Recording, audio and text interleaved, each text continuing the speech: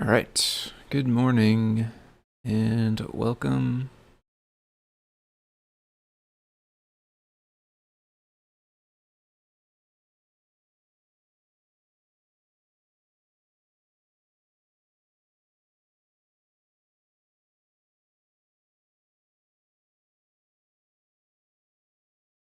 All right, I think we're ready. Welcome. Thanks for watching. You are here watching. For anybody that might be new, my name is Tim. I go by Foamy Guy on GitHub and Discord. And on this stream, typically at this time of the day and week, each week, 10 a.m. Central Time on Saturdays, I usually stream working on some CircuitPython stuff. And that is what we are going to do today. If you are new and don't know what CircuitPython is, you can learn more at circuitpython.org right here. This is basically a version of Python that can run on tiny computers called microcontrollers. The most typical way that you use it is you plug it into your computer with a USB cable. It shows up like a thumb drive, and then you can edit a Python code file on that thumb drive and save it, and then the microcontroller will reset and execute the Python that's inside that code file. We are going to work on a slightly different way to use it today, which is the web workflow. So instead of the USB cable, you would have the microcontroller connected to your computer over Wi-Fi, like they're both on the same network, basically. But that is the high-level view about CircuitPython. Again, you can learn more at circuitpython.org. As always, huge thanks to Adafruit. This is their website, adafruit.com. I should have grabbed the cat distractor, and I didn't, so we'll see how necessary that becomes here in a moment. Where was I at? Yes, huge thanks to Adafruit, as always. Adafruit makes CircuitPython possible by paying the folks who work on it. CircuitPython's free and open source. Anyone's allowed to use it. Anyone's allowed to make a CircuitPython, port for your own device. You're allowed to use it in your projects, for personal projects, for commercial projects, whatever. And it is all open source and available. You could change it to do whatever you need. And the way that works is the team of folks who work on it are paid by Adafruit to do so. So thanks to them. And one of the easiest ways to help support it is just purchase hardware from Adafruit. So web workflow. I saw this go by the other day, and it got me thinking about it. And I have messed with these files before, so I figured it would be something that I'm hopefully capable of, but will take a bit of an expedition as well. So the issue is on the core, and it's basically about when you're uploading a whole directory, which could have multiple files inside of it, and then you navigate away before it's done. There's no warning to stop you.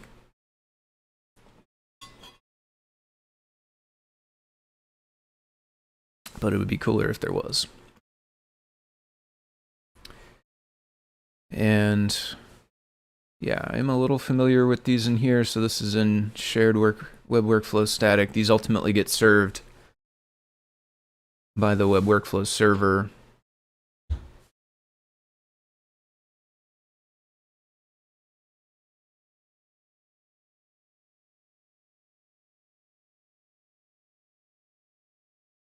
This list is long. Find device, make dir, upload, progress.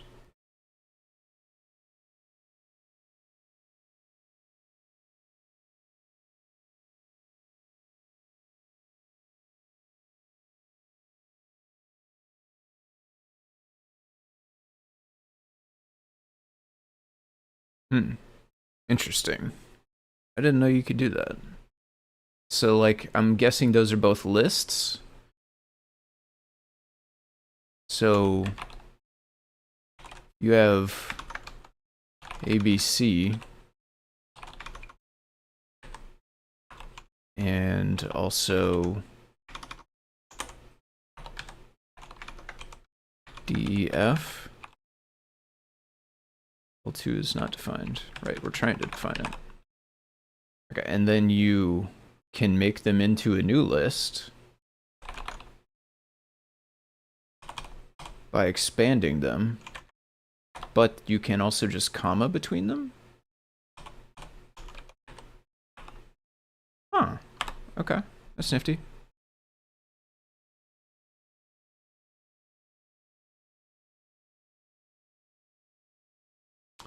Okay. I mean, I guess we don't care. I was gonna say that makes it difficult to say whether we're on a file or a directory. Truth be told, though, we don't really care, right? Like, truth is, whether you're in the middle of uploading a single file or a directory, what we really want is, if you're in the middle of uploading, then warn you before you leave and cancel, basically.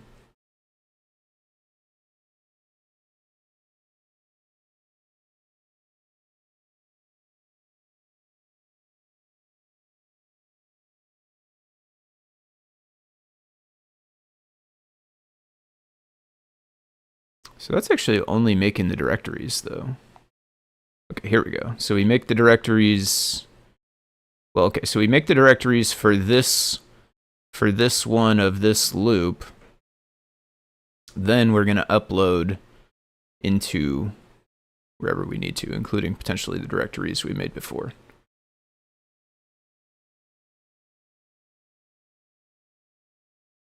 Okay.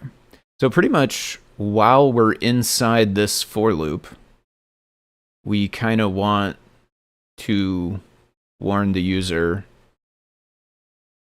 if they try to navigate away.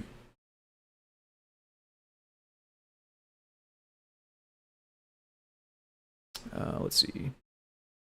Ask user to confirm navigate away. Remember the code to do this off the top of my head.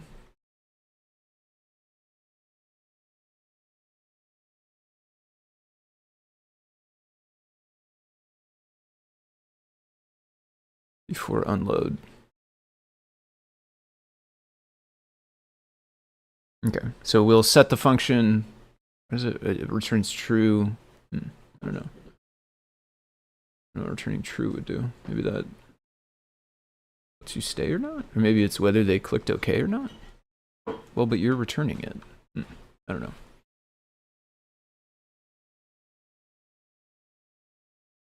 But just being, we could at the beginning, and in fact, we could just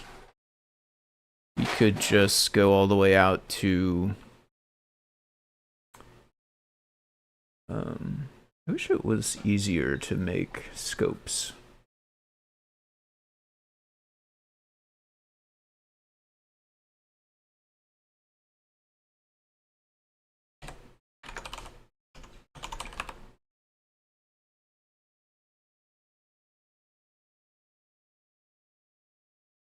Is it shared first or supervisor shared? Supervisor shared.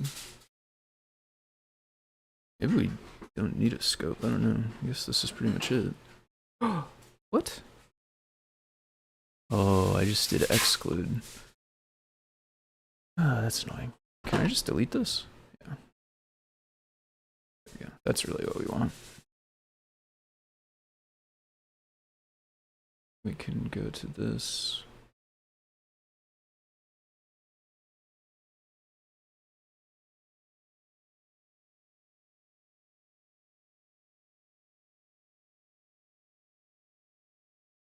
So realistically, we could go at the beginning of upload. I don't know what this does. Files disabled, DIR's disabled. So it stops you from clicking on being able to upload again. Let's get the actual workflow loaded up here. I don't actually have this yet, so let's plug this in.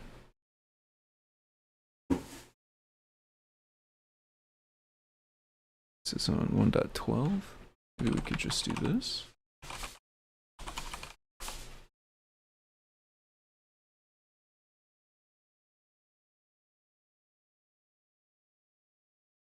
So that's in the file browser, or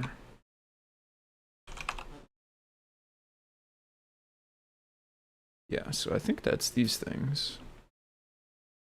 ID files, and let's see the other one because it's inside here. ID DIRs. It's got to be what those are, right? Yeah.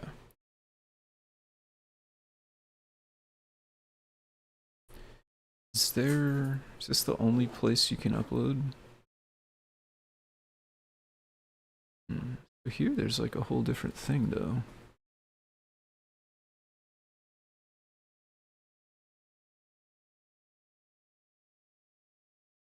Yeah. So there's upload in here too.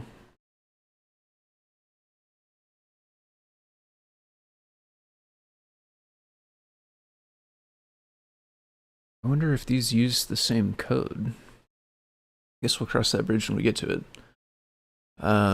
Okay. So we have so I mean, this is basically wrapping all the code we want anyway. This is the very first thing this does is set enabled false, and the very last thing it does is set enabled true.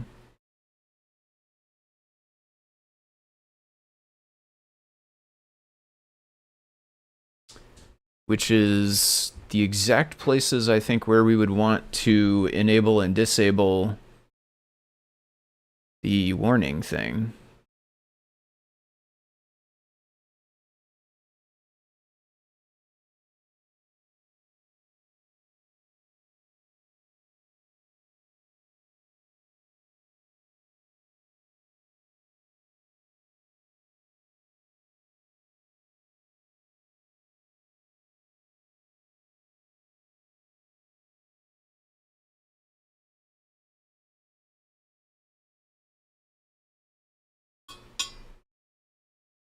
Stuff's all pretty old at this point. I wonder what the current... Is there anything more slightly modern or... years?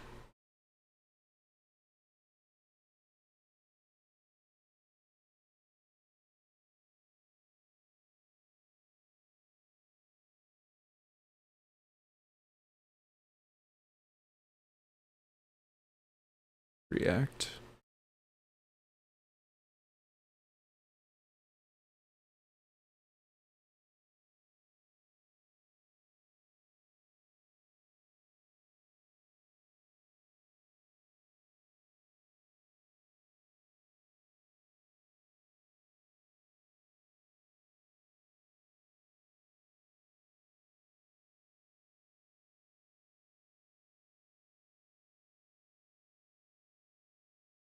Or unload. Okay, that's the same thing we had here, right?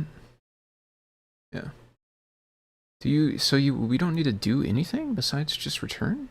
Then it's gonna pop up a generic message? Is that what I'm understanding correctly?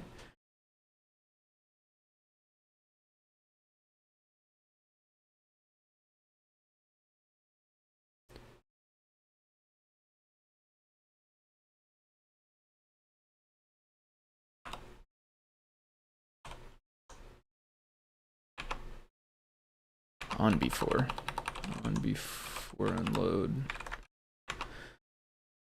Nope, you know what that equals.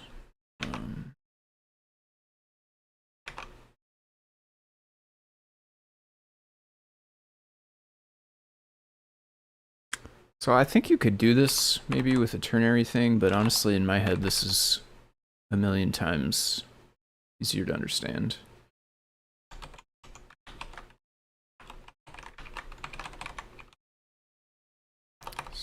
Make this a function that returns if it but we would want it backwards here. So when it's not enabled, that's when it's working on one, basically, because it's disabling it while it's working on one. So when it's not enabled, we want the JavaScript version of true, for one thing. But we want the warning, and then else when it's not enabled, then we don't care about this, and we can just say is removing it. And then I don't know if I've built Expressive on this computer before. In fact, there's no build folder, so looks like no. Let's see if we manage to succeed with this. Need to do the IDF thing, which is install. Is this? I'll go look at the Learn Guide if I get one or two steps down this and it turns out to be wrong. But I think it's install and then export. I already did fetch port submodules. I tried fetch all submodules at the top and that failed for some reason. But I'm hoping the port submodules inside of Espressif will get me far enough to do what I need to do, hopefully.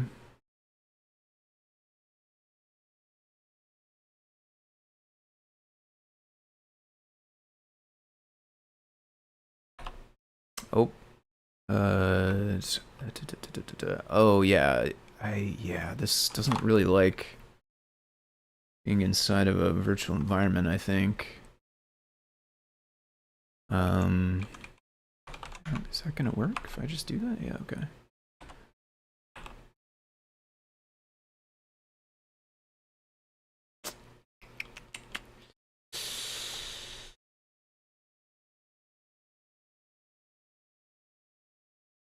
Are we using 3.12? Yes. Okay. Command return non-zero. Idea 5.3 Python 3.12. Clear.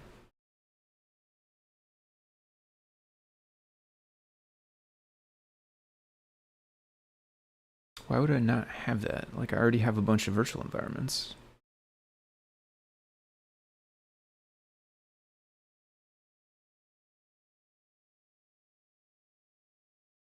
It does not make very much sense to me.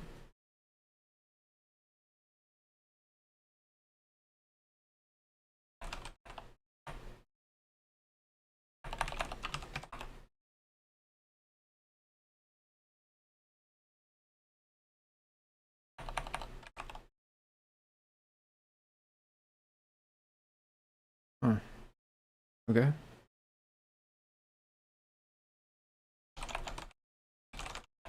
How did I get all the ones that I've made if I don't have this? I use Python-m venv. That's a built-in thing, but there's also this, which is a thing you gotta install?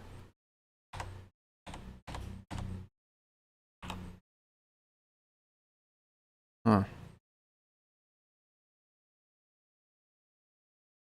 Venv? But what was the command? Python-m venv versus Python 3 venv?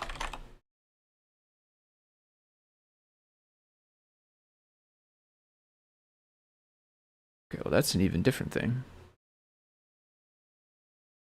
Oh, okay. And it is, but it's also something that happened there. Maybe this is what we need, but I don't know which one's which.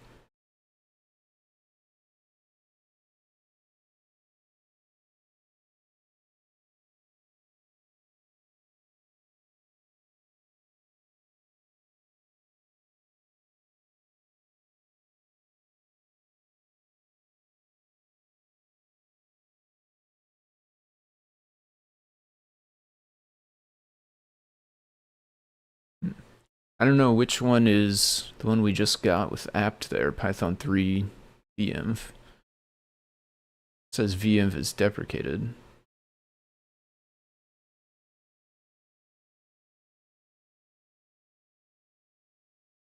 Maybe virtual env is that one. Okay, we made it that far.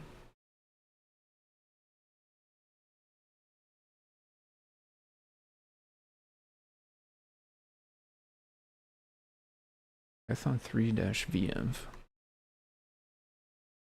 So if we sp export if build, so I have a feather s3 tft.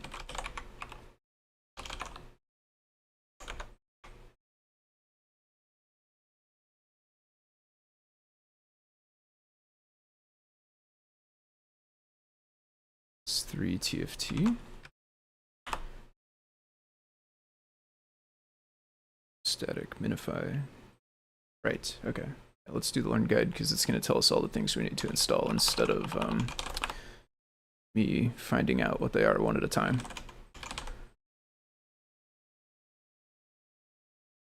Expressive, which is builds Linux. Did you build?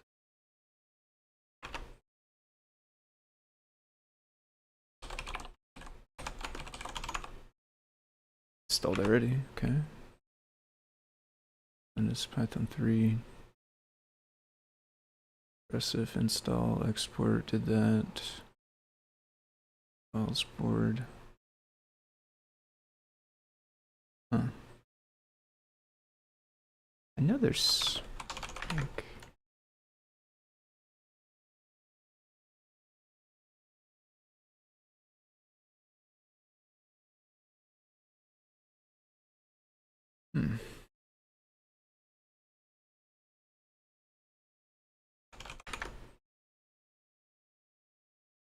Okay. Well, I don't know.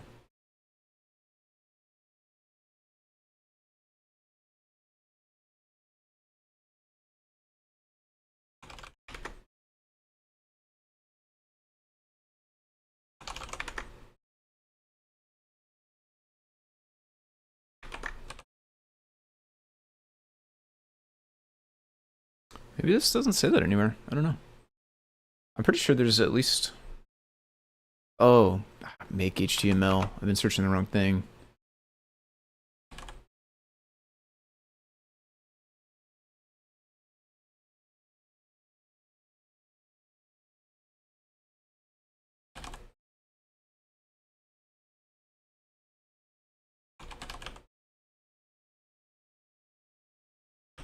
Nope, none of those either.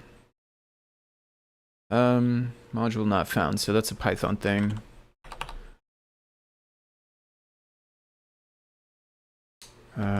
I mean...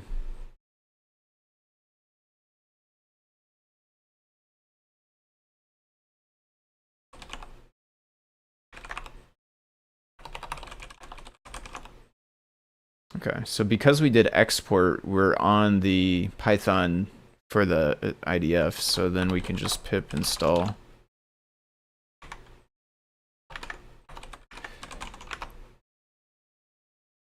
So, minify minify HTML. Okay, I'm pretty sure there's another... Yeah.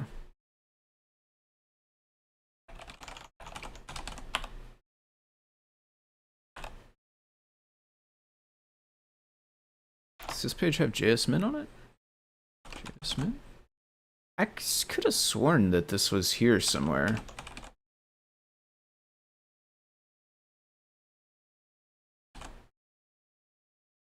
Maybe the building page? Did I look on the building page? Oh, there it is.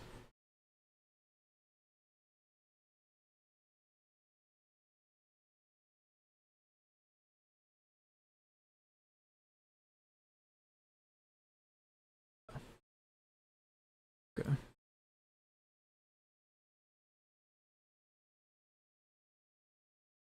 Let me add the scope here.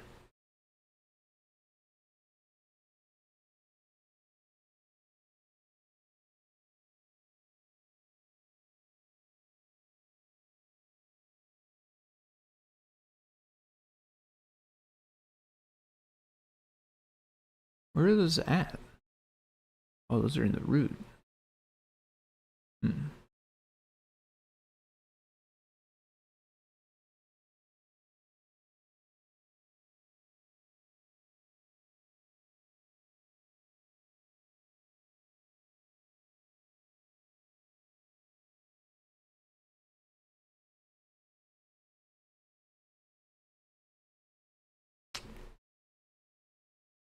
Yeah, I mean, there's the two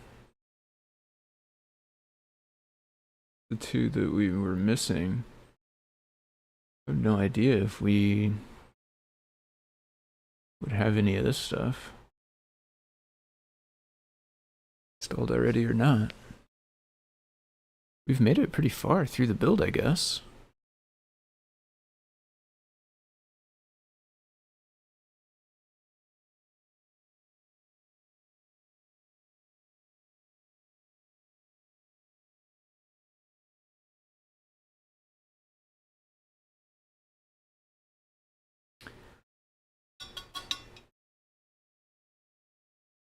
It's got a build time like an expressive build.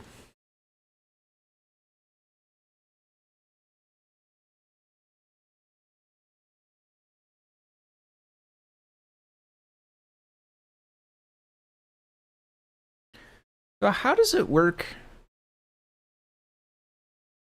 to choose between code.circuitpython.org interface versus the basic one with no styling? I wonder.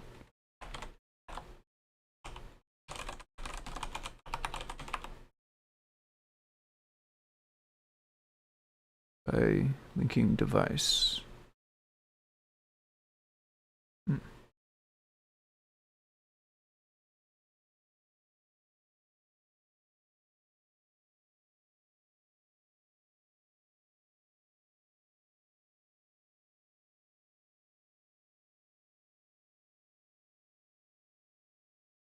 I'm surprised there's not more. But I guess this is gonna load more stuff.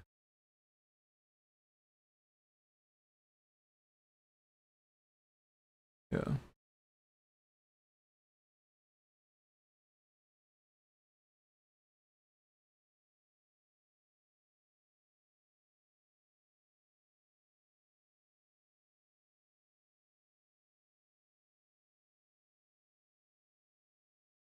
I'm not sure if that's going to...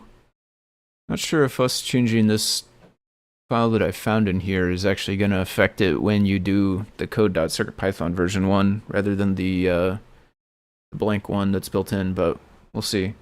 We got a successful build, so that's nice. Let's put this in bootloader. Let's put this in bootloader. Copy this. Hopefully I think the build speed should pick up a bit. As long as we don't change too much stuff, hopefully. Copy that to the feather, probably.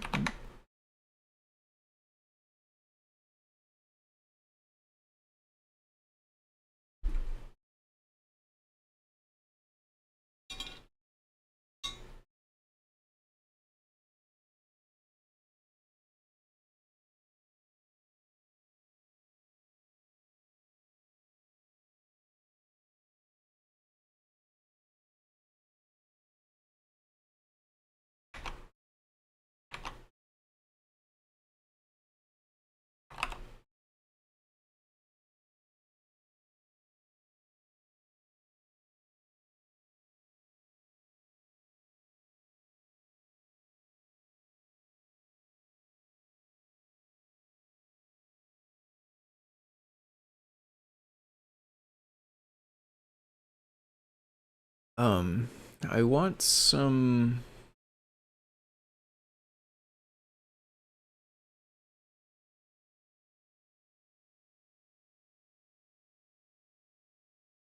files to test with.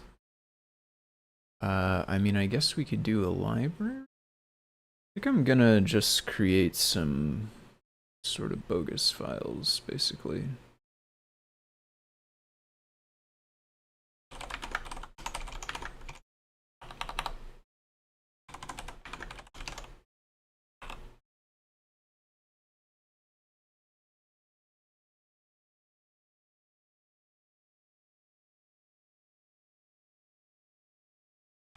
I'm gonna call this container.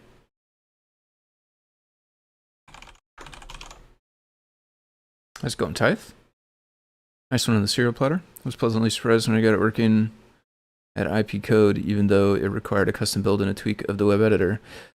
Okay, so I was just looking at that, trying to think about how that works when you're using the other one. So if the serial plotter works when you are running web workflow directly from the device, I wonder then maybe we won't need to do this in two places. I don't know if this will end up working the same way.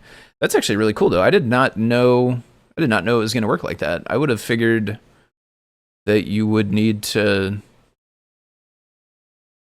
basically have to use the code.circuitpython.org directly. That's cool the way they like work with each other in that way. I didn't realize they were that tightly integrated. That is really cool. Thanks for playing with it, by the way. That's cool to see folks using it. Let's see.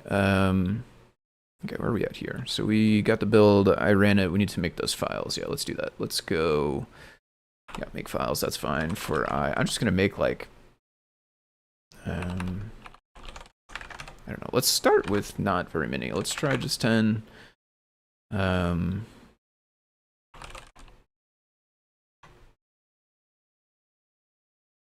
that's fine. No, we don't really want to do that. We want just like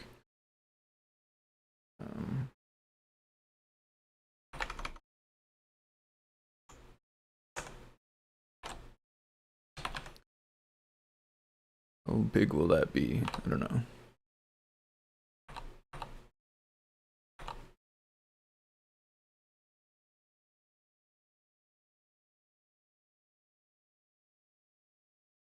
Is that the size? No.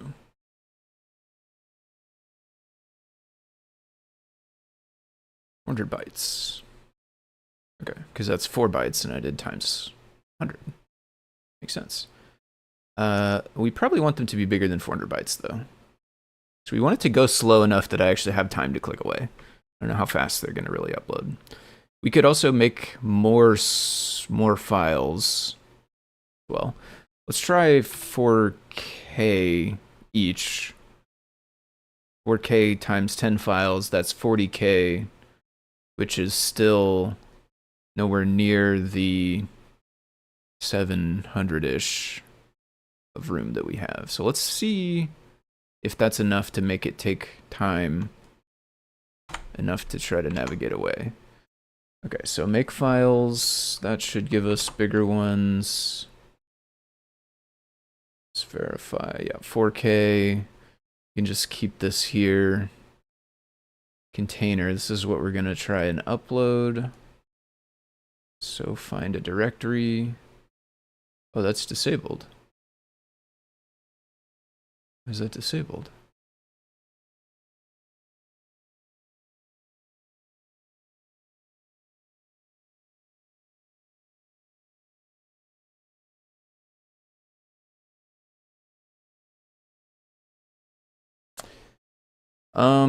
Okay. Okay, so here's a good reason actually not to do this the way we did it.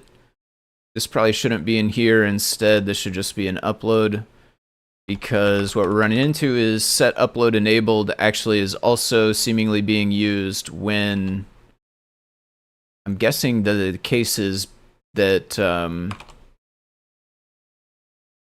my drive is not writable. And then if the drive is not writable, we can't make changes through the web workflow. That's not bootpy. I have a bootpy.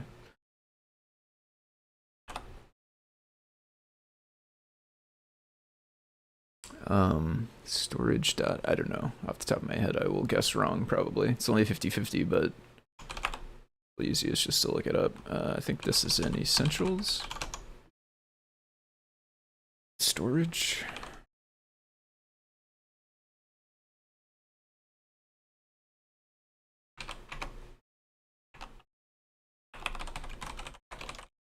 Gotta change the HTML file in CircuitPython build to a custom copy of device. You use one that you put on JS deliver. Nice. And then basically inside of there, you have it point to, yeah, this thing. Let me copy the link from this way. Okay, still, I will throw it out one more time, just in case anybody from Discord is listening. Discord, it's really weird that there's a copy link in the Discord app and not a copy link in the Discord webpage for links that are inside of messages. Especially because links on the internet, by default, have a copy link thing when you right-click them. So, okay, yeah. So you just repoint this to beta. Is that the only change, to just repoint that and the rest of it works, or is there more down in here somewhere?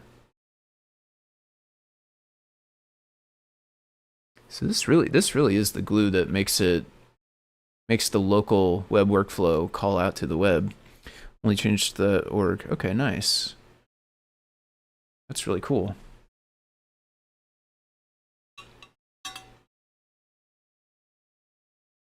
I wonder if there's there were two maybe. I wonder if there's a way we could add or if there would be any desirability for that to add like a build flag or something where you could do like web beta in your make command and then end up with that or something. I do need to read here which one is which. So this is telling you to use a switch. I don't have a switch. I have a boot button, but the boot button's already in use during the booting. This is not the right guide page.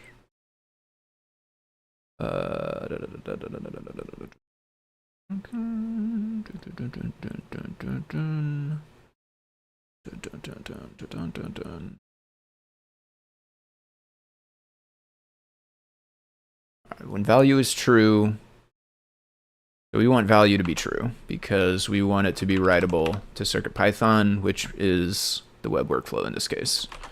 Read only true. Yeah, I'm just gonna let that run. We don't have a switch, but I can always undo it from REPL. I will reset. Then refresh this and see if... Let's close this one. Where's this? This is building. We can close that for now, I think. Virtual inf, we can close that. We can close that. We don't really need both of these. Browser confirm. I don't think we need that anymore. I don't think so. This is the other thing I'll do later. Okay. Clean up my tabs here. Okay, I do still have a version of this page from the old build, which means we get that. So let's click through there and click back so that we get the new one. These are still disabled. And because it says this.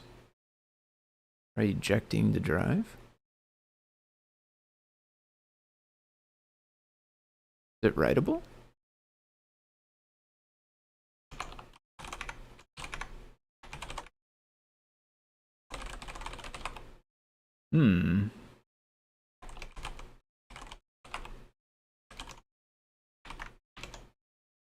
Interesting.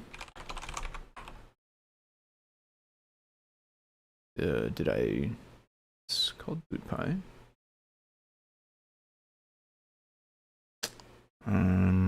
Does it need a full, like, power off reset instead of just a reset button?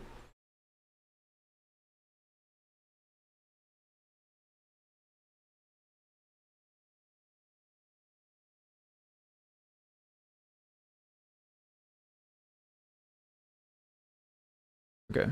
Yeah, I think that's expected because I still have the one where it's disabled. Yeah, and it's disabled again still.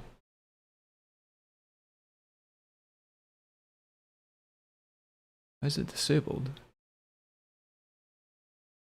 I mean, I could eject it like it says, but I also don't really... Working directory has disappeared. We just need to go back into it.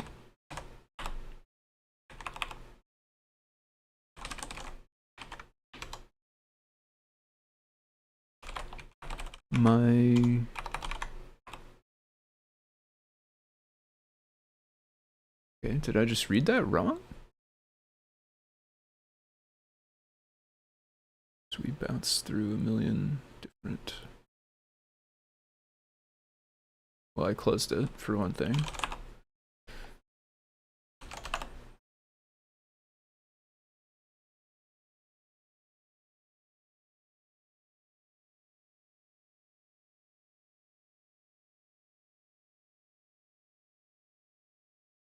When the value is true, CircuitPy will be read-only.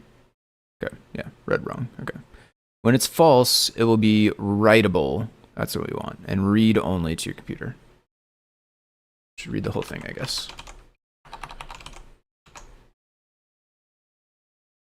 I still don't know how much of a reset we need, so let's try reset button again.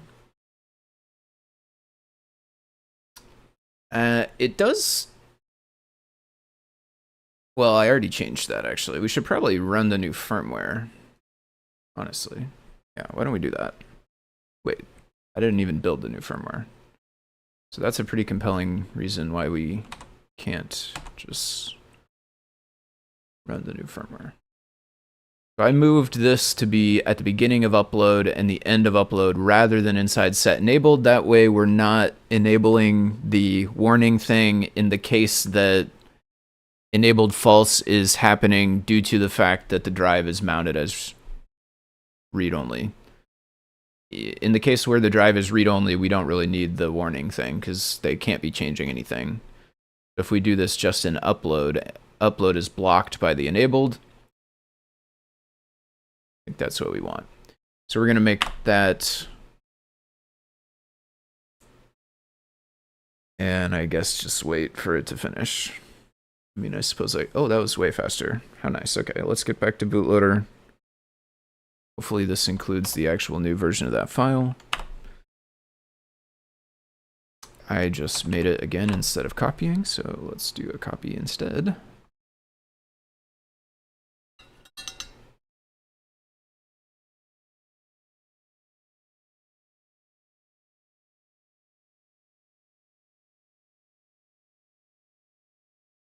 Or like, maybe there could be, well, that I don't know if you could do that from JavaScript, huh? I was going down the road of maybe there could be a thing in settings toml for like web workflow debug, and it could swap out that URL for you. That might be kind of hard because I don't know how you, yeah, I don't think you could even read the settings toml value from inside JavaScript here. You would need to read it from the C code somehow and pass it through or something. I don't know how that would work. I assume it's possible, but it would probably get kind of weird. Okay, so we have the new firmware running. We can try going back to here again. We can click through this again because we were still on the old one. Go to file browser. Nice. Okay, so no warning here. These are actually clickable now.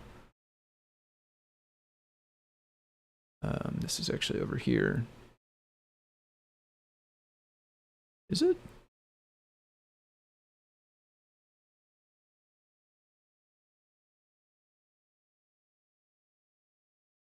Okay, there it is. Directory dummy, so we want container. Okay, are you sure you're about to upload files from containers? Only do this if you trust the site. So that's going to upload a folder called container with all those things inside of it. So I'm going to open this also so that we can see what's going on.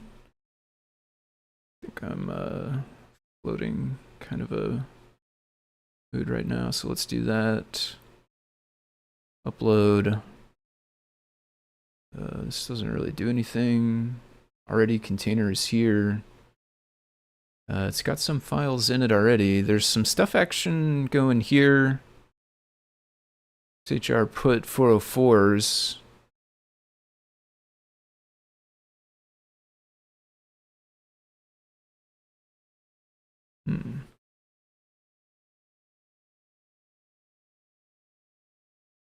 So yeah, we totally didn't get all the files. I also didn't get the warning for clicking away.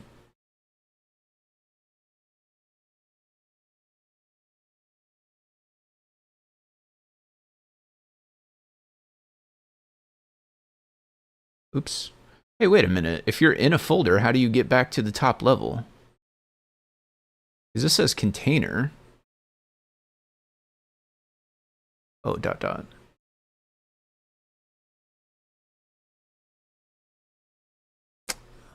Okay, delete.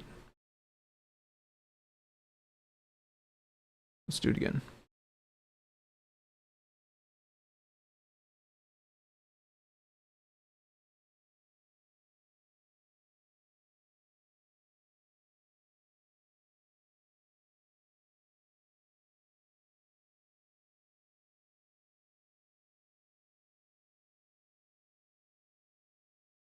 2, 4, 5, 6, 7, 8. Is it always the same ones? Was it the same ones as last time?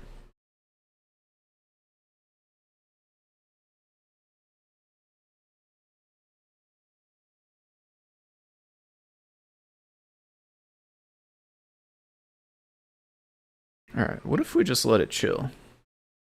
I don't know, it's not printing any. Maybe we can look at the network requests. We should be seeing like individual puts at some point. Okay, yeah, there they're going.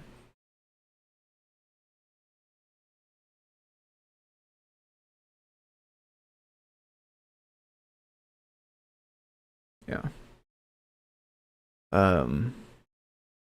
Oh, I had not noticed this down here. We could be trying to watch this. And it did put all the files. Okay, so we were clicking away, and that was interrupting the upload. Why did this not work, though?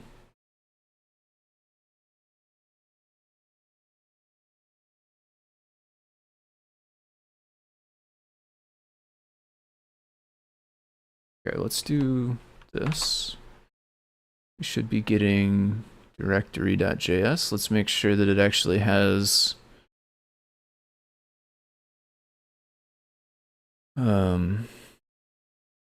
stuff we want in it, which we'll need to unminify it for. JS unminify.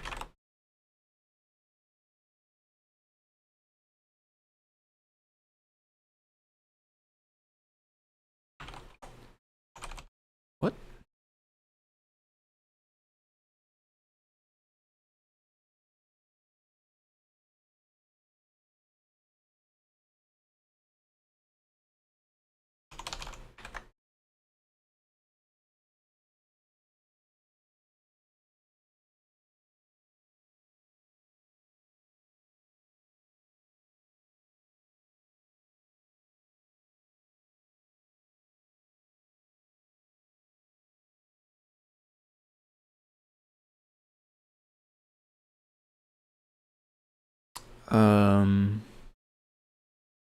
Okay, it came from cpy.local. So this definitely came from the microcontroller, not the web. Why does it not have the upload function? Why is it a different file?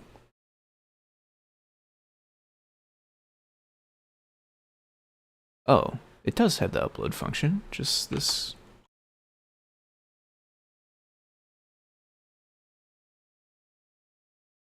Doesn't work. Okay, well that's... Okay, well at least I know.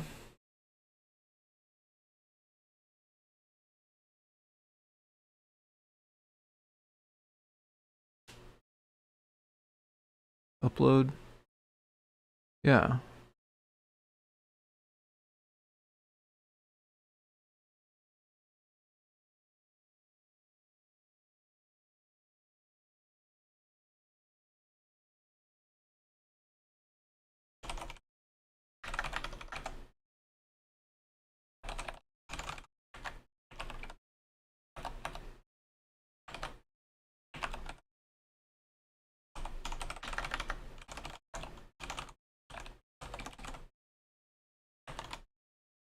All right.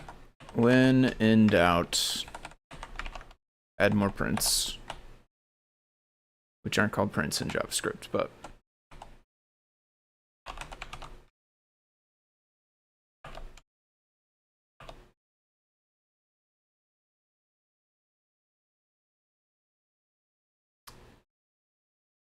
it does have the new code.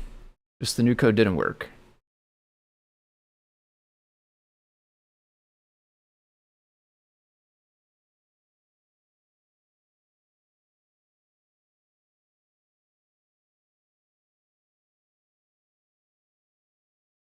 Which I am somewhat perplexed by, since the way that it was the way it was before was working.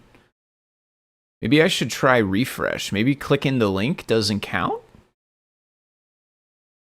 I mean, it must count though, right? That's the whole point. Guess I could try refresh instead. That's because, I mean, before I was refresh. Well, I mean, but no, but because I clicked Blinka and it did the same thing. Yeah, I definitely clicked Blinka and it did the same thing.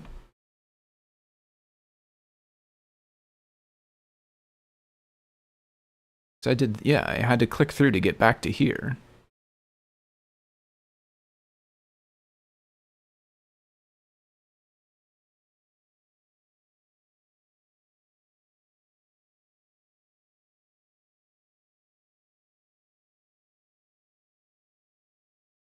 That's like all files from container. Is that different than container the folder?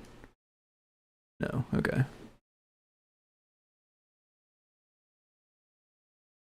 All right, so we're on 0, 1, 2. I'm gonna refresh. Okay. Okay, it's working. Fair enough. Okay, so now that we're at 11 of 11, yeah, let me also just not randomly click on these without looking at what I'm clicking on also, so that I don't randomly go to settings.toml. I realized that I was just like not really paying attention to what I was clicking there. Luckily we were up here, settings.toml was a little lower. Yeah, be wise to be a little more careful there.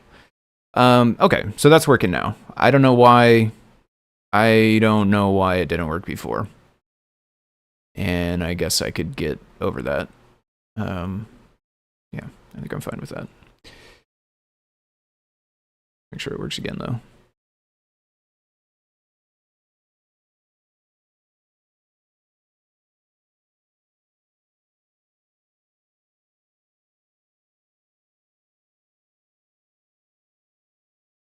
All right, so we're on 1, 2, whatever, 4, click, and it lets us. So if I leave here, then that's going to be interrupted. And if we go back to container, it will be only however many we got through. And it is not always the same ones. This time it has 1, where it didn't before. 1, 2, 4, 5, 6, 8. It does like 5 and 4 together for some reason. Okay. Oh, those are still selected. Interesting. Oh, but I can't, like, trigger it to go again. I mean, I guess I could just click it again and again. There we go, container. If we... Oh, but that time... 5 uploads failed. So that time, it didn't do it. That time it didn't ask me.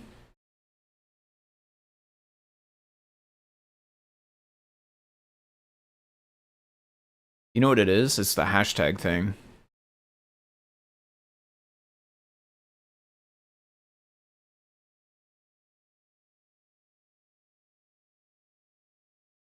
Actually, those URLs are wrong. Look at that. Wait. Oh, okay. We're in a totally weird spot right now, actually. Yeah, we're totally broken right now because this says container, but we're not. We're in index.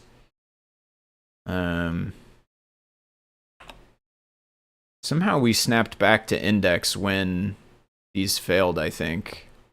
But when we snapped back, we kept this, and so we're in this state where it's a little bit awkward. I think, so here's what I think. This is fs hashtag / container. That's not a new page, right? Hashtag doesn't change the page, I don't think, does it? URL hashtag. That's like I mean, originally it was like a spot on the page, and now it's being used kind of like a URL argument of sorts. But it's not changing the page.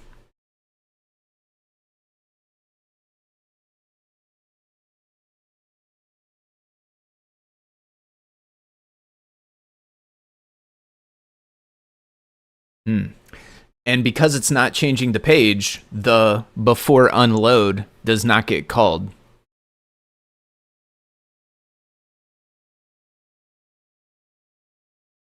It feels like it's changing the page, right? Because like we load a whole new thing, which very much feels like a page change, but technically it's not. It's all JavaScript from this. In fact, we must be like fetching with JSON the the contents of that directory there and then just re-rendering it with JavaScript code.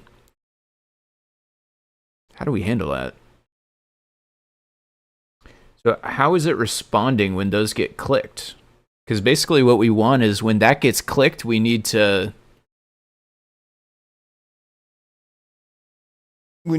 put the warning up if the thing is running. The easy way to do that, I think, might just be to call window.before unload.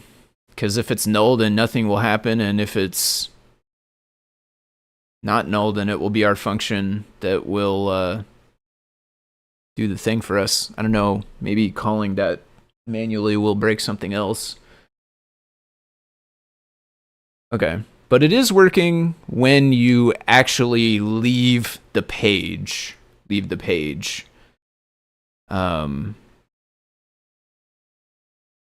wonder why the ones fail after we don't. Maybe they're targeting the location. Maybe they're targeting window.location and the backend can't handle the hashtag potentially. I don't know.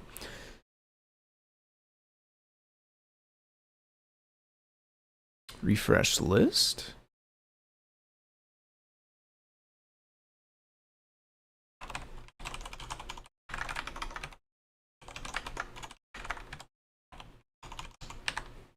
Put that. File size. Where does this get called from? Bunch of places.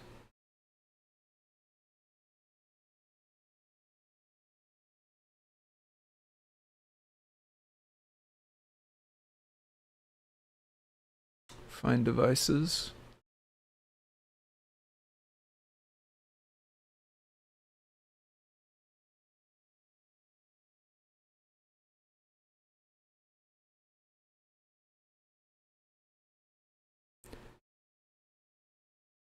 This is fine. No, this is make dir.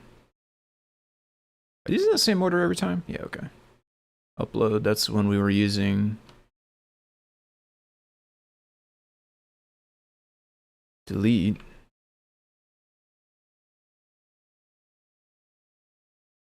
Rename.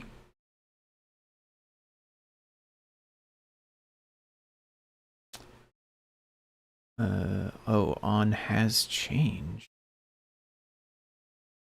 On hash. Oh, that's the culprit.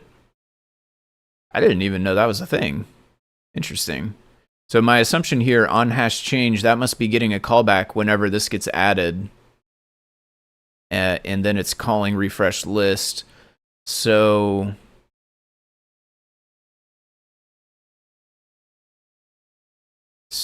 yeah, I think if we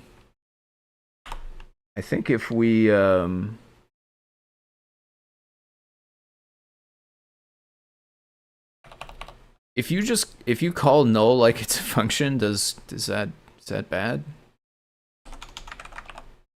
Yes.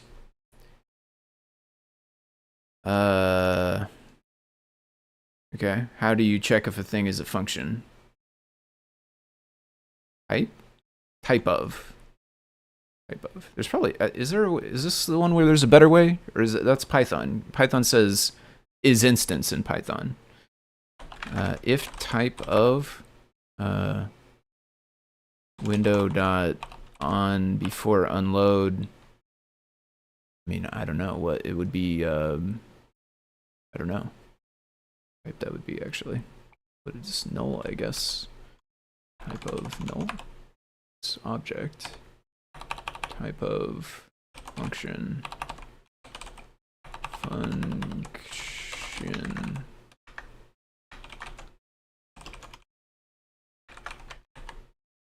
This function. Okay, those are strings. Okay, so if type of window before unload equals function, then call it window dot on before unload. That should make it call the one we set up, which has the thing that makes the pop-up happen, even though it's just returning true, which is awkward. Invalid number of arguments, expected 1. I don't suppose you know what it's supposed to be. Undefined. Event.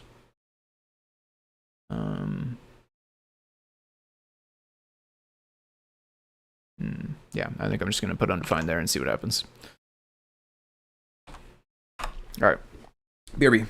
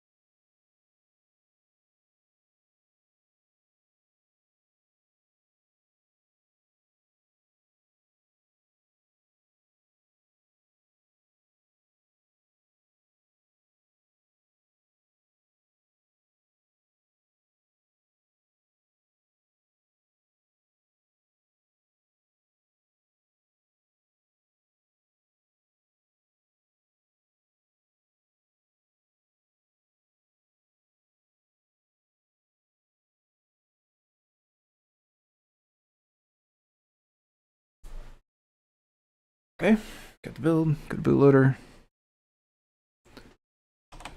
Copy that, permission, I think it was not ready yet, probably.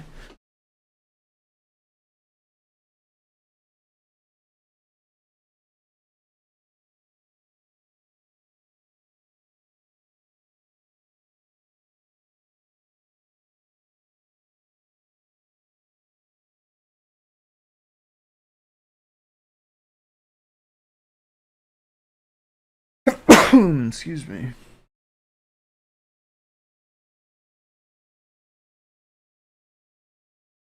We are in the midst of the changing seasons here, which means my allergies are flaring up a bit.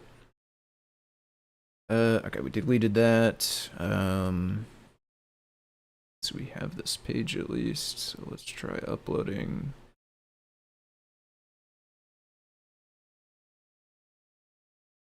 All right, uploaded 0, 1. So if I click, no, it just goes straight to it.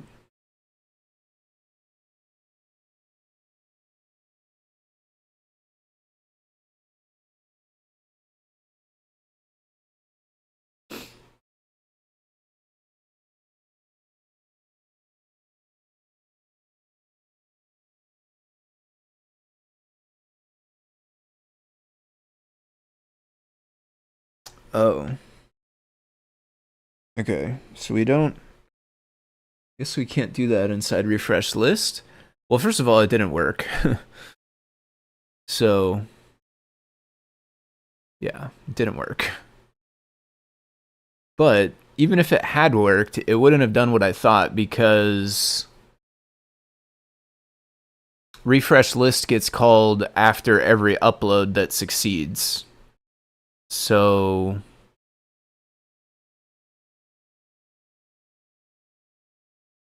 every time one of the uploads succeeds,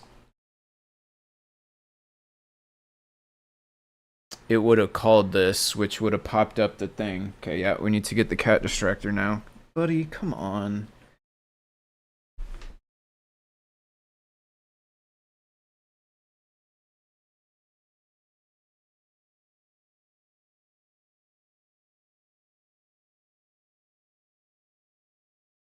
Okay, lest our body become the cat distractor. Okay, what are we gonna do about that? So,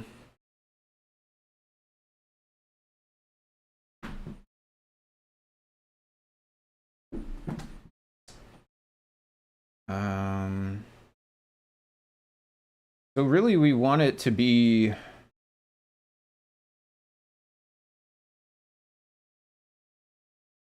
I mean, it didn't work though. Doesn't seem like this works.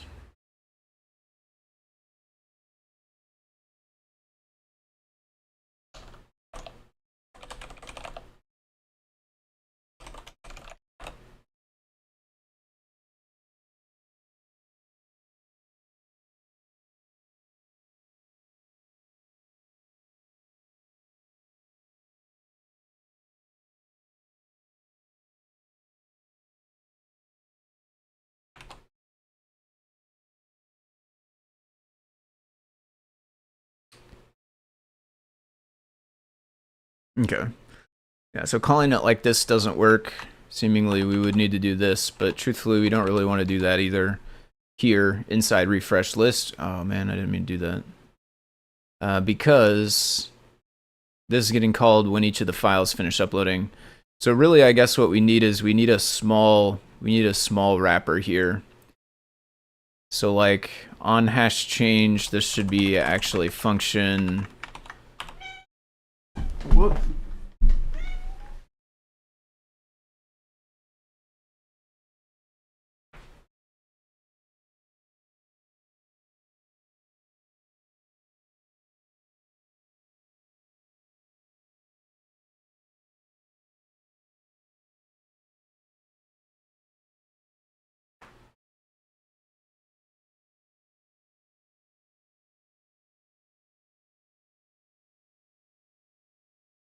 Pudding?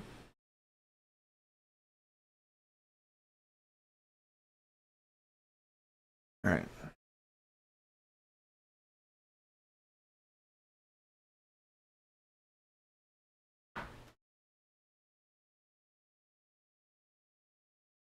Got his little claw stuck in the carpet rug thing.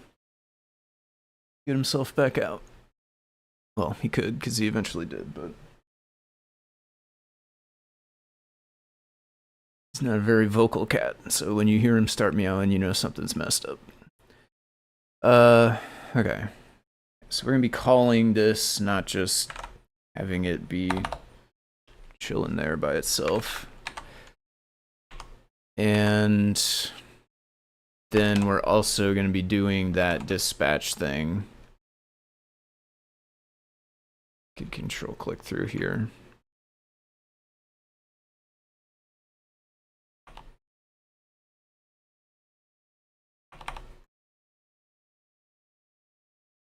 And let's also, just to see, make sure it's actually doing what I think, let's also print here hash changed.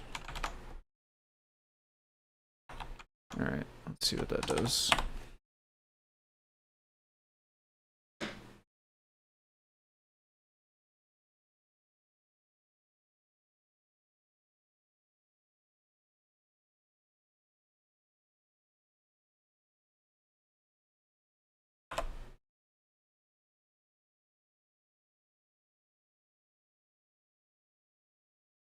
Here we go, too fast again.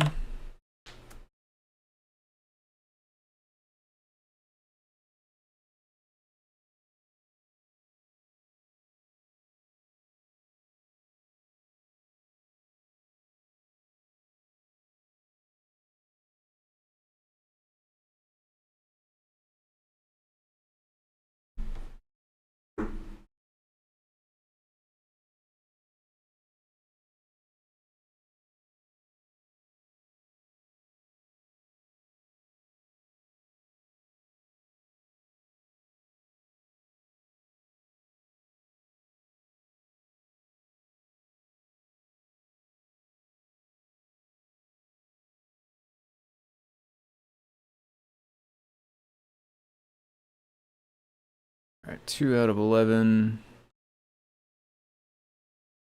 Uncaught? I don't know if that's... No, we still just went straight to it. It says hash changed. It says about to leave. And about to leave came before disable leave warning. But it didn't actually do the warning. So this got called, which did dispatch this event.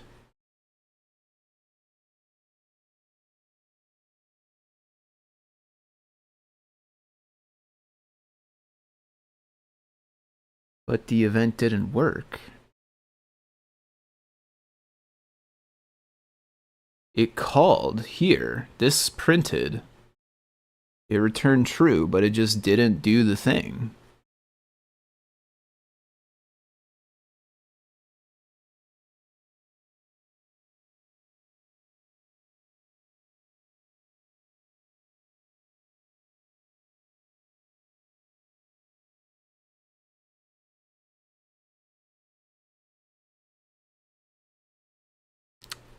I don't even know what to do about that because I don't even really know why return true right here makes that box pop up.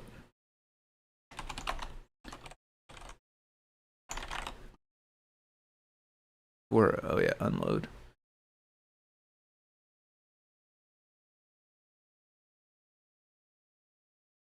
Be unloaded. Document is still visible and the event is still cancelable.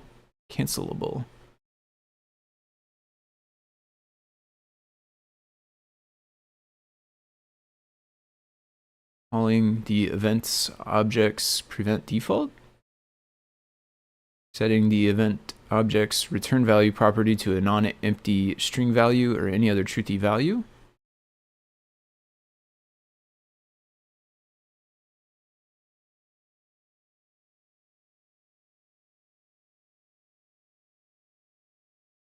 Returning any truthy value from the event handler.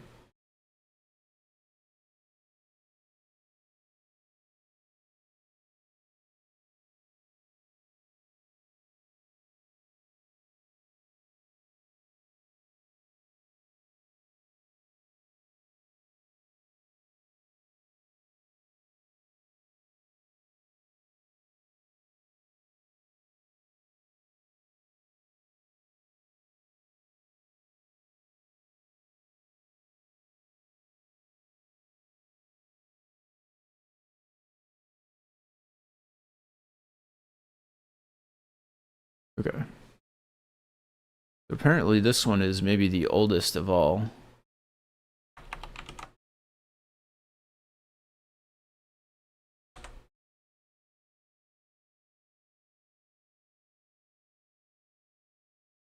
Deprecated. Well, yeah, but we're doing it for those older ones. I don't know, maybe we shouldn't have it? I have no idea how old that is.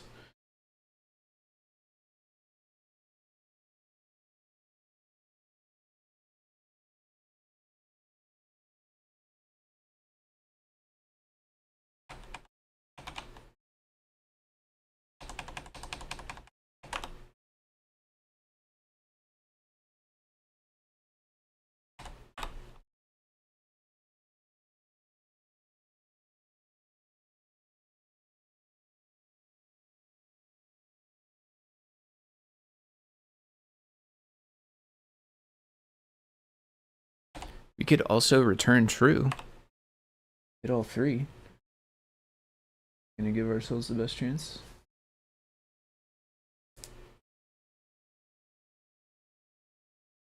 For a nap in the closet. Okay, there.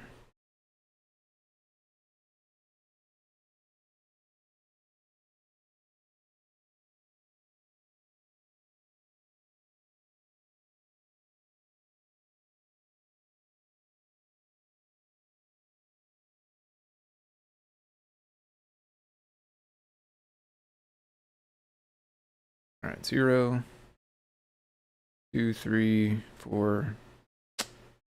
Nope.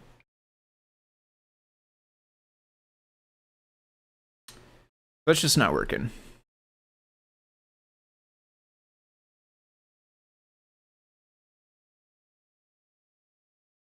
Which is a bummer.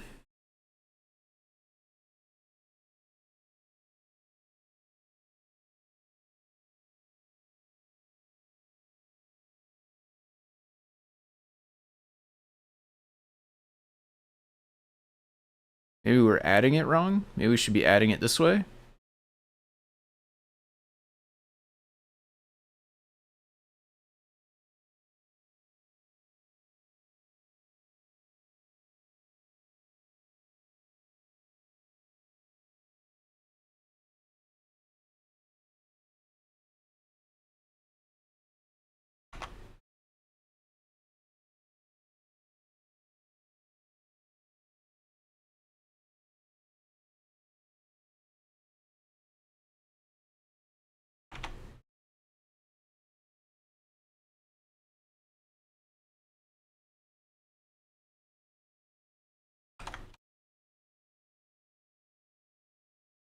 Let's try that.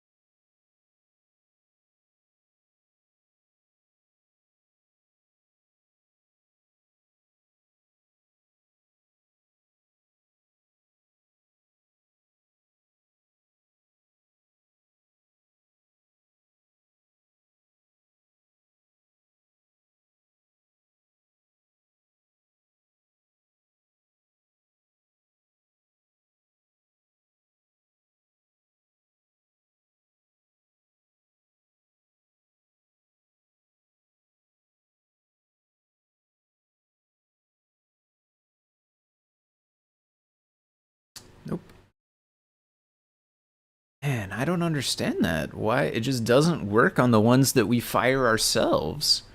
Like, it works fine if it's an actual unload event caused by trying to leave the page. But when we try to fire it ourselves, it's just like, nope, don't care. Like, that's working. Or refresh. But specifically the hash change is just like, everything works. It gets to here. So it's like definitely calling, it's definitely sending the before unload event. We're definitely, handling the before unload event. We prevent it, which works fine when they're actually leaving. But when we have just created a fake one like this, it's not working.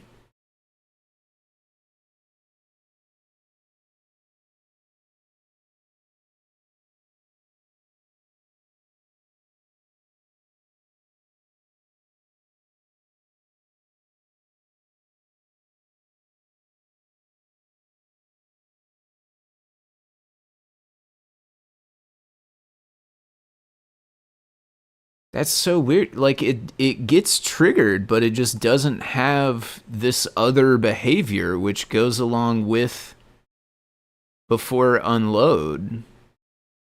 Is like, this here is saying when you're in that function, if you do one of those three things that it said before, call prevent default, which is best practice, set the return value to truthy, or actually return something truthy.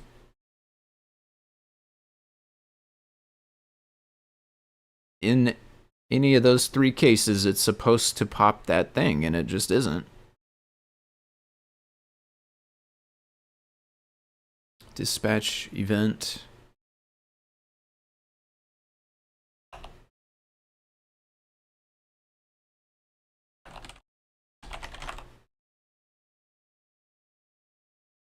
I mean, the event's firing, though. We're getting the callback. It just doesn't do what it's supposed to.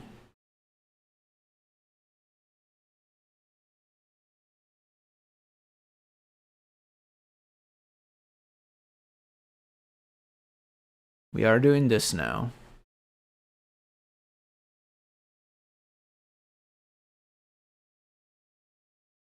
We definitely have interaction. We clicked on a link that changed the hash. And we're getting the callback. So it definitely got fired.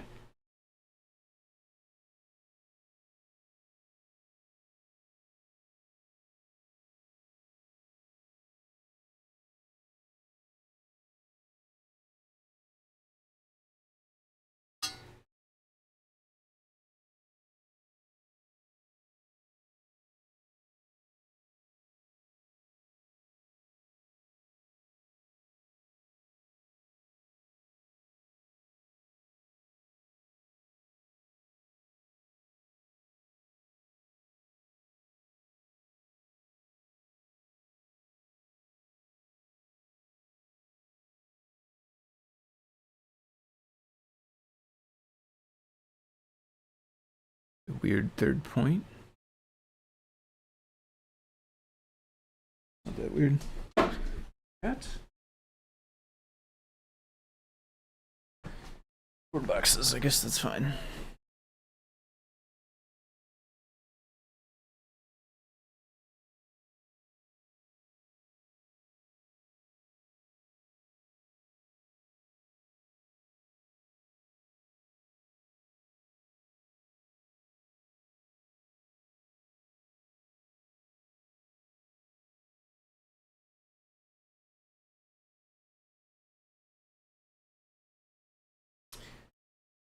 I don't even know what to do about that.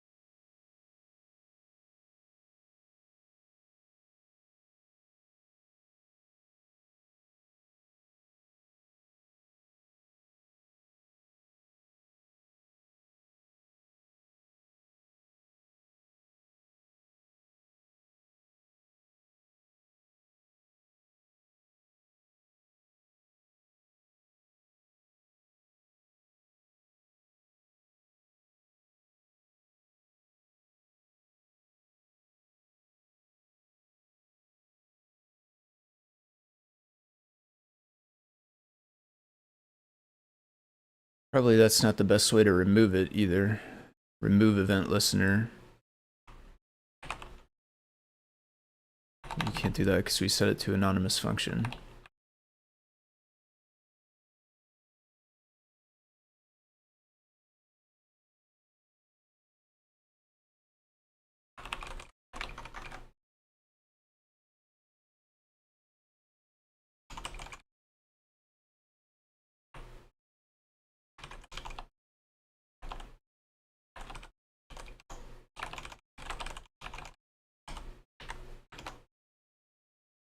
Not really sure if that string is going to come through. I thought one of the things I saw earlier was that you can't have custom messages there anymore.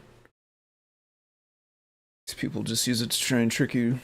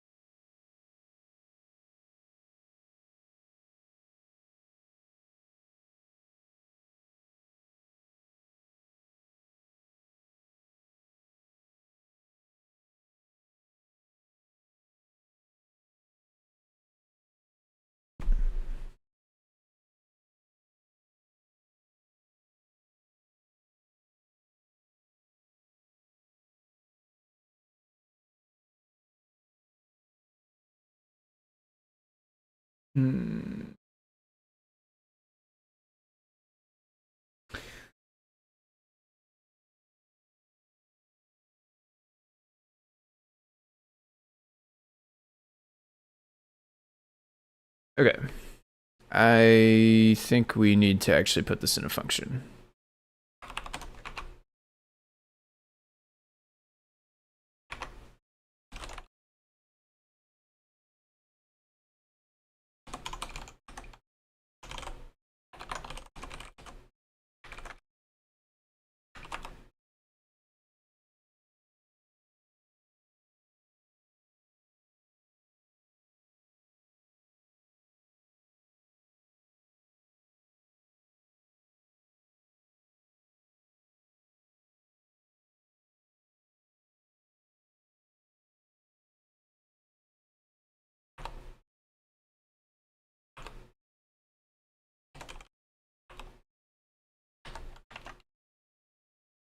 So I don't, it didn't get.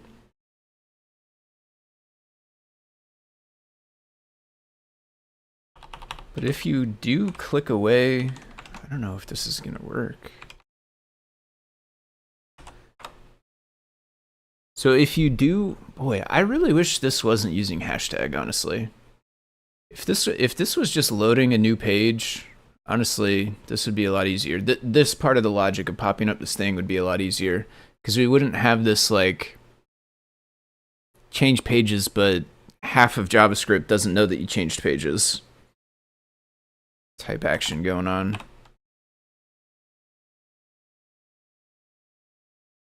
Because next, I think if you click yes to leave, then I don't know if we're going to get to the actual end of upload and then remove the listener. And I'm kind of thinking probably not. Otherwise, why would we have gotten asked this warning here? Because, like, we're not uploading anymore. The upload failed. So we should be at the end of upload if that's how I'm understanding it. But it didn't ever undo the listener. But maybe that's because it was setting it to null that way. Maybe it'll be better since we use the remove thing.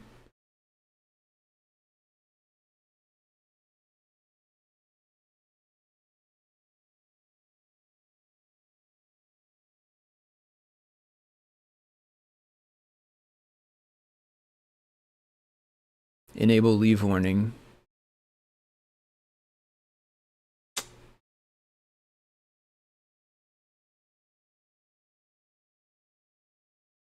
Yeah.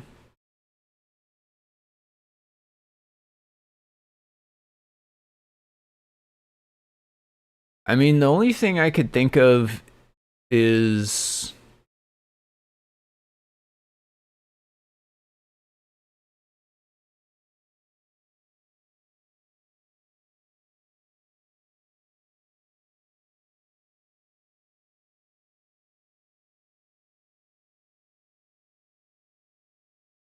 Yeah, I don't know. The only thing I can think of really is like,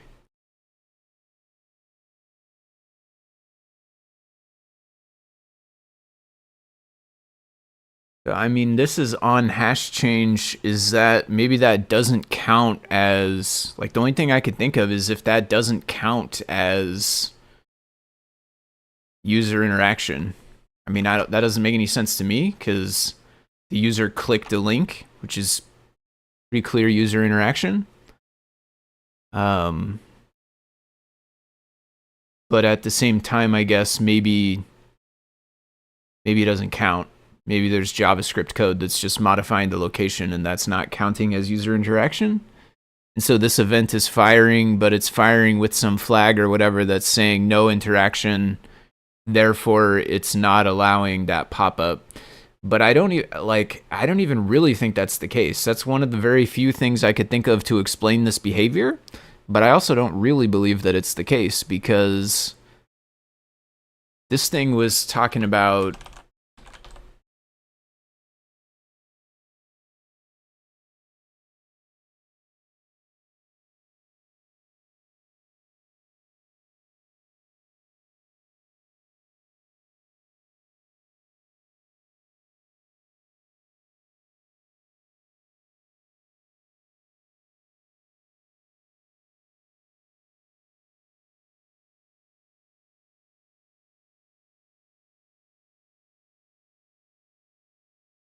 yeah, okay. So you can't change that anymore.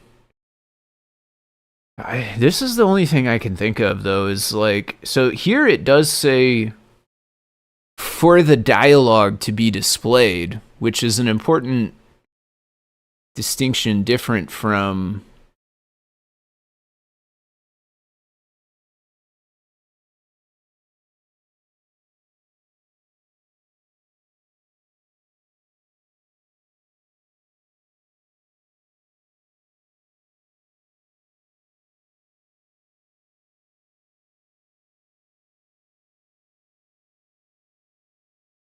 a click anywhere on that page counts as interaction or navigating via the link.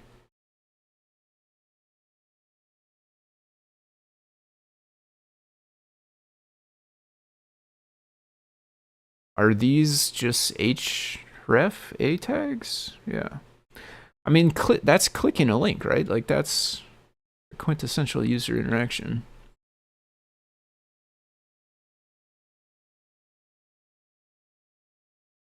Gosh, that's really annoying.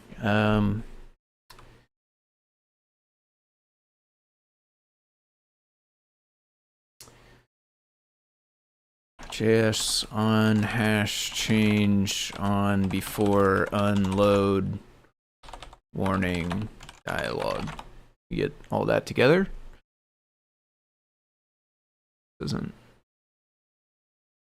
What on earth?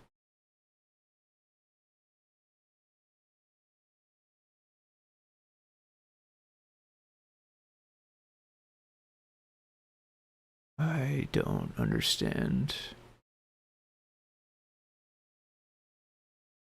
what that has to do with the hash change.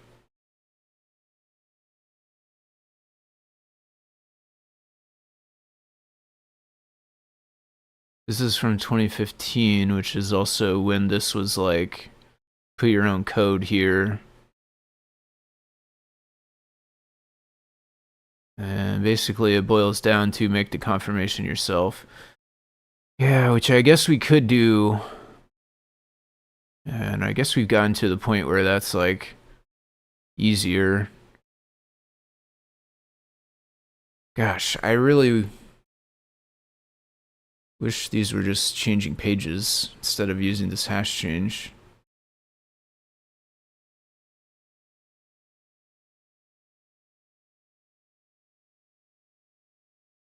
All right. It's not working. So, new plan.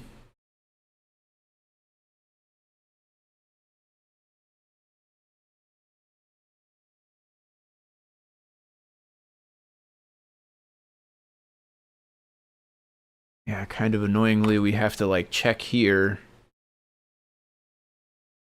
But I don't even know, is that check gonna work? We still have that thing somewhere? No, we don't even have that thing anymore.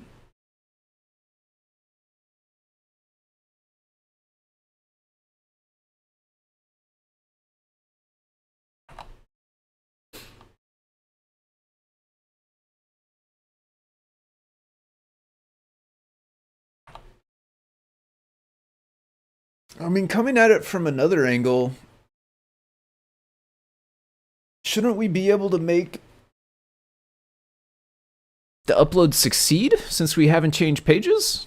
Because, like, the upload gets cut off when you change pages.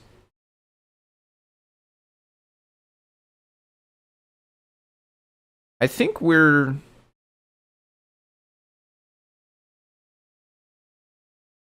Current path. I don't know where current path came from.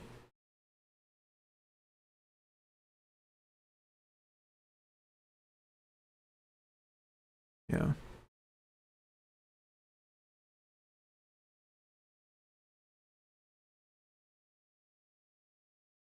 Let's print current, what are...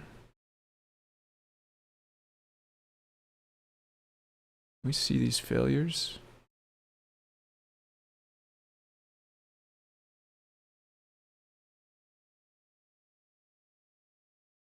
Yeah, so basically this got an extra container in it because of the container from the hash, I believe.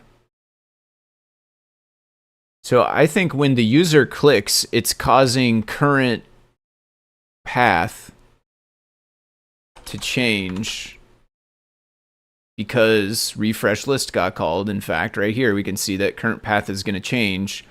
And then because that loop is still running, and that's also an async thing, so because that loop is still running, inside of here, this is accessing current path, which is then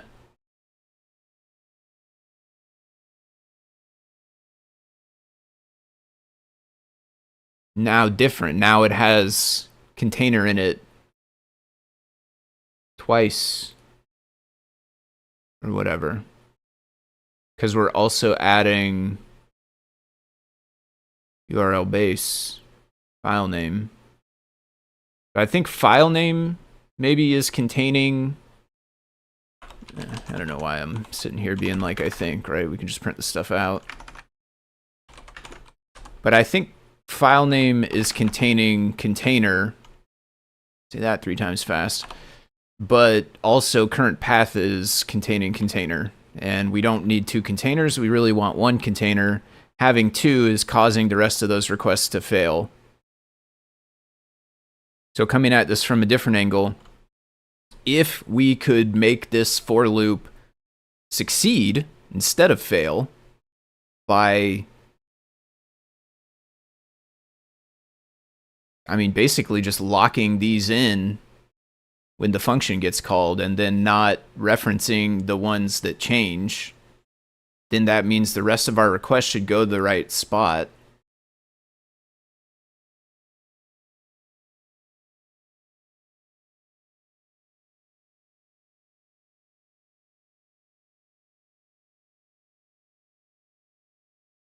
Yeah. Current path specifically.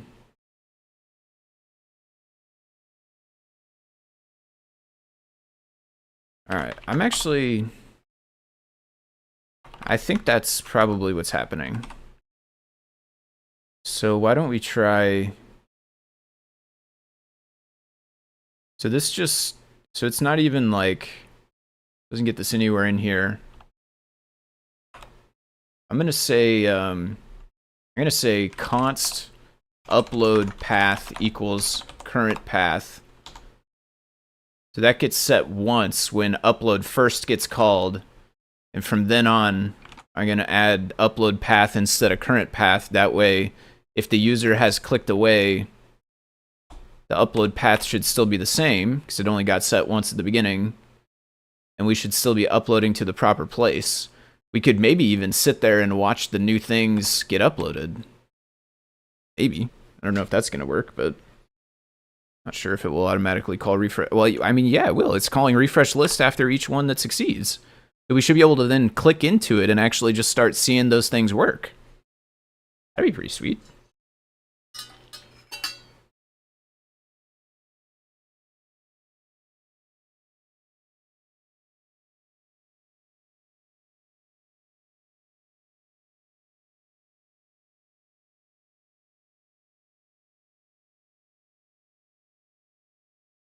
It does also get us, somehow it did also get us back to this weird spot where we have hashtag container, but we're actually looking at root, which is weird, like it snapped back or whatever.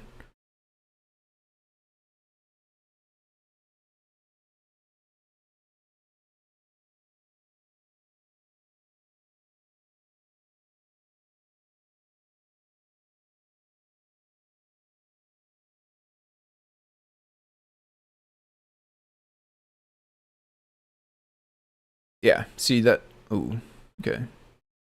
Those are, they're just continuing. They're continuing and they're succeeding. We did get that weird snapback action, but we also snapped back to container again. So I don't know what I don't know why that happened.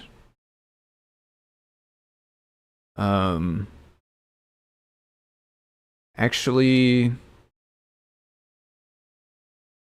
maybe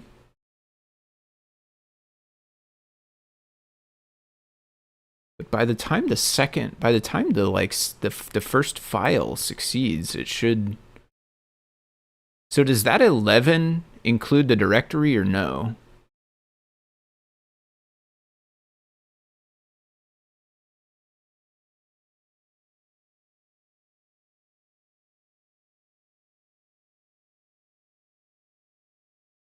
What I'm thinking is,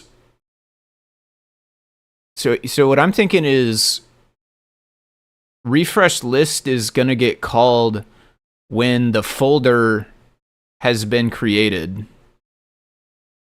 And that refresh list is going to be trying to refresh index right here, because that, or root, I should say, because that's where container is created. When I click into container, if after I clicked into it, we got that refresh list that was refreshing the root, then we would see all these files again. And then after that, the uploads are still going. And so after the upload of one of those text files completes, we get refresh list again, which is now looking at container because I clicked it. Well, not because I clicked it, but rather it's looking at container because that's where it's uploading files to.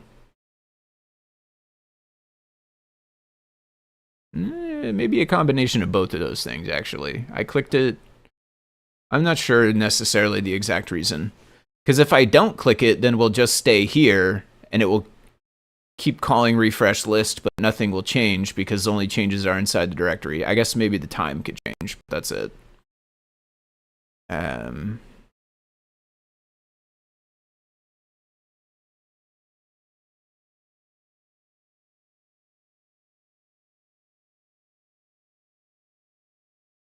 Okay, so it's definitely has, I mean, it has to have container for me to be able to click container.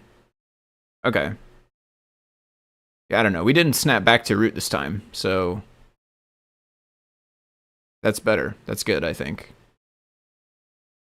And truth be told, even if it had snapped back, I don't think it's the end of the world because it did eventually come back to here, which is where it needs to be because that's what the hash has.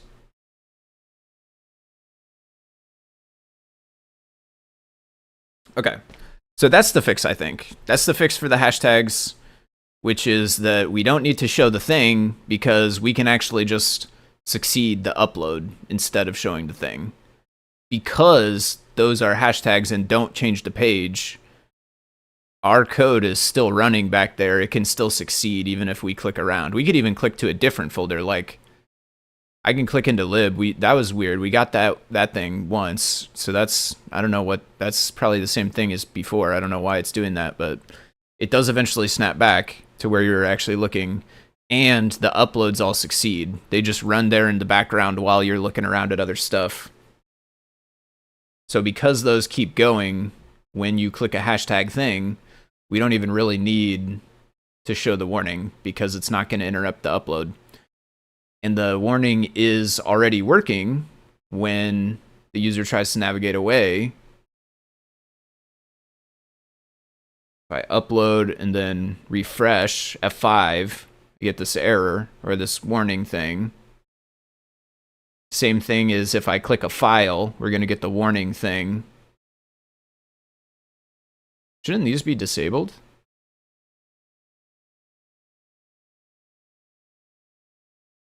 I thought those should be disabled.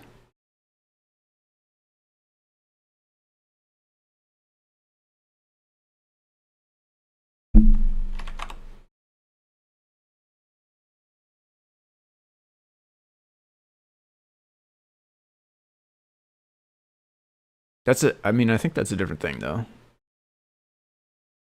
I don't think my change affected that, hopefully. But I do think those are supposed to be disabled. But it is weird that they weren't.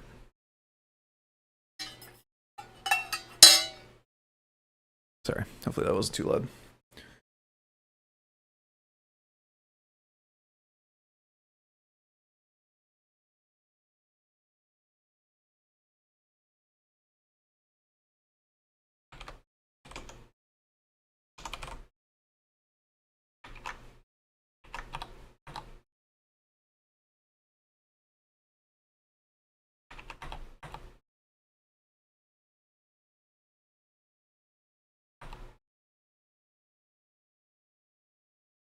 All right, yeah, this I don't think we need this one.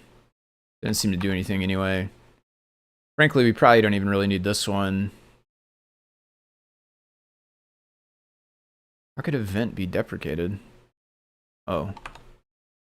Oh, shoot. But I mean, it was working. Boy, I don't know. I misspelled that, therefore we didn't have the right variable.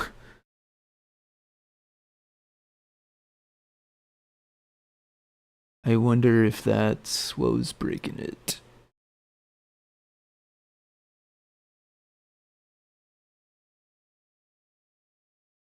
Yeah, kind of wonder if that's...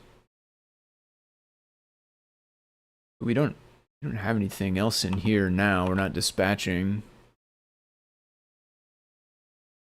Frankly, we don't even need this whole thing. We could just go back to this.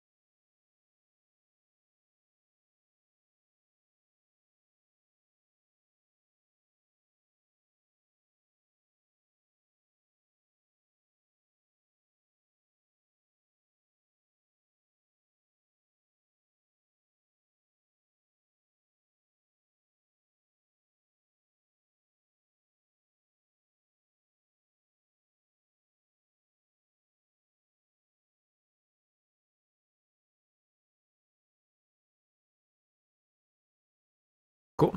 We did not get the pop-up, which is good. I kind of wonder if I put that dispatch back in there, if we would, but at this point I think I don't even want the pop-up because just finishing the upload successfully is even better than having a pop-up.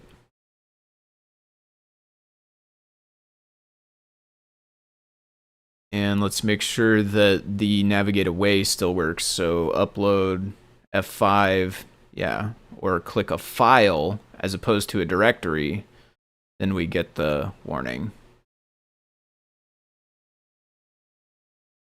But click in a directory, no pop-up, just keeps rolling along. And if we actually click the directory we're uploading to, we can even see the files pop in.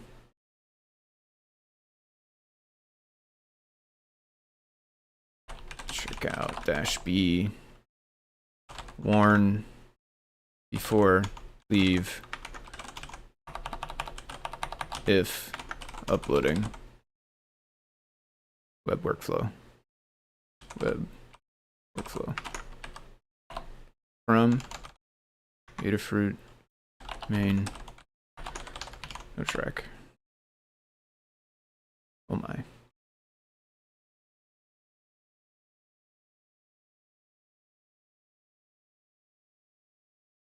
I don't know about all that.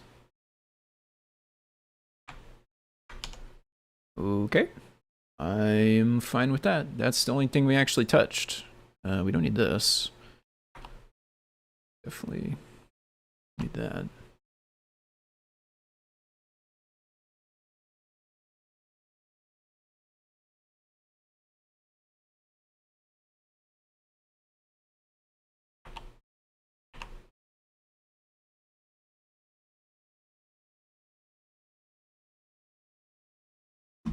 Okay, so we warn before leaving page during upload.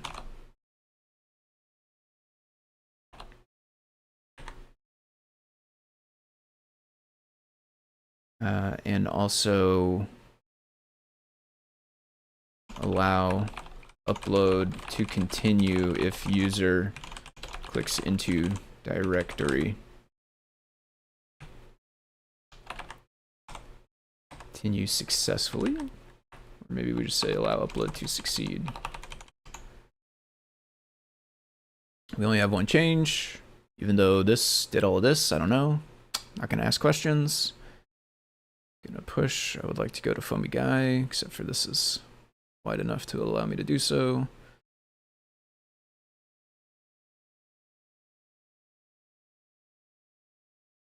All right, and I can't create the PR from here because I'm not logged in to this browser, to GitHub rather, in this browser. But I think this is pretty much ready to create a PR for. And I think I'll do that a bit later. So I am going to wrap it up for now. We're a couple minutes early, but it's not really enough time to start anything else. And I basically got, honestly, even better than I was aiming for. Really what I was aiming for was just getting the pop-up. The hashtag thing was a little bit of a rocky road there for a minute, but where we ended up, I think, is actually a better solution than the pop-up, because now we don't have to nag on the user with a pop-up, and we can just succeed instead of fail. To upload. So we kind of just remove the bad behavior from the user clicking away. Like if the user clicks away now, it doesn't matter anymore. It's fine. You can still just finish the upload without any problems.